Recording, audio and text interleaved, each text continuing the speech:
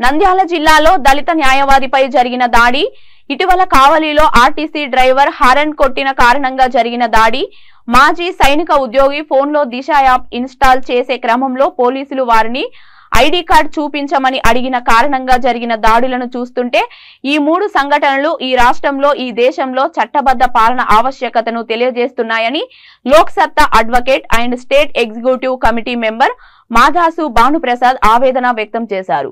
ఇప్పటికైనా రాజకీయ జోస్యం లేని స్వతంత్ర ప్రతిపత్తి కలిగిన నేర పరిశోధన విభాగాన్ని ఏర్పాటు చేసి నేరస్తులపై కఠినమైన చర్యలు తీసుకోవాలని ఆయన సూచించారు. వాటి పూర్వాపరాలు. కావలిలో ఏపీఎస్ఆర్టీసీ డ్రైవర్ హారన్ కొట్టిన కారణంగా జరిగినటువంటి దాడి వాటి పూర్వాపరాలు. మాజీ సైనిక ఉద్యోగి ఫోన్లో దిశ యాప్ ఇన్స్టాల్ చేసేటువంటి క్రమంలో ఓటీపీ అడిగినప్పుడు పోలీసు వారిని ఐడి కార్డు చూపించమన్న కారణంగా జరిగినటువంటి పర్యవసానాలు ఆయన మీద జరిగిన దాడి.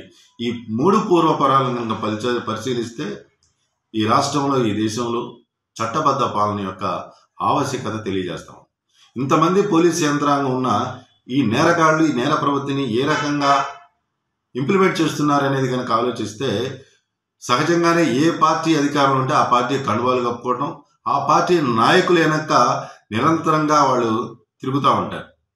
వాళ్ళ యొక్క ఆర్థిక ప్రయోజనాలు నేర ప్రవృత్తిని కొనసాగిస్తూ ఉన్నారు అనేది జగవెరిగిన సత్యం.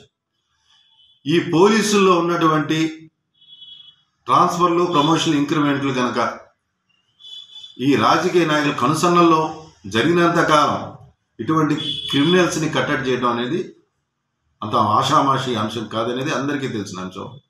ఇప్పటికైనా వీటి మీద కట్టడి చేయాలని కనుక రాష్ట్ర ప్రభుత్వానికి, కేంద్ర ప్రభుత్వానికి, మన ప్రజాప్రతినిధుల చిత్తశుద్ధి ఉంటే స్వతంత్ర ప్రతిపత్తి కలిగిన నేర పరిశోధన విభాగాన్ని ఏర్పాటు చేయండి.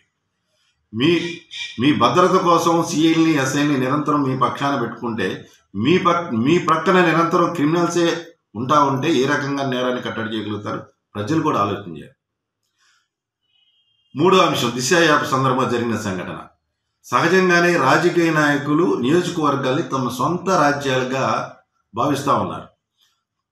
ఆ నియోజకవర్గంలో జరిగేది ప్రతిదీ కూడా తన కనుసన్నలో జరగాలనేటువంటి తత్వం రోజు రోజుకి పెరిగిపోతాం.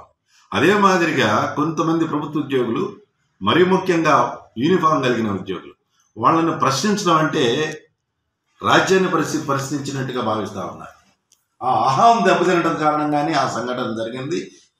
ఎవరికి వాళ్ళందరం కూడా మౌనంగా ఉందాం, మంచి వాళ్ళగా ఉందాం, సేఫ్ జోన్లో ఉందాం అనుకుంటున్నారు. కానీ ఇది ప్రజాస్వామ్య స్ఫూర్తికి, మన స్వాతంత్ర సమరయోధుల ఏ ఆకాంక్షలు ఈ స్వాతంత్రం ఇచ్చారో ఆ స్వేచ్ఛను మనం అనుభవించలేకపోతే అర్థం లేదు.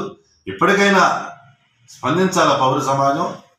ఆ మేరకు స్వతంత్ర ప్రతిపత్తి కలిగిన నేర పరిశోధన విభాగాన్ని ఏర్పాటు చేసి నేరస్తులను కట్టడి చేయకుండా నేరాలు అరికట్టడం సాధ్యం కాదనే విషయం అందరూ గుర్తించాలని కోరుతాం.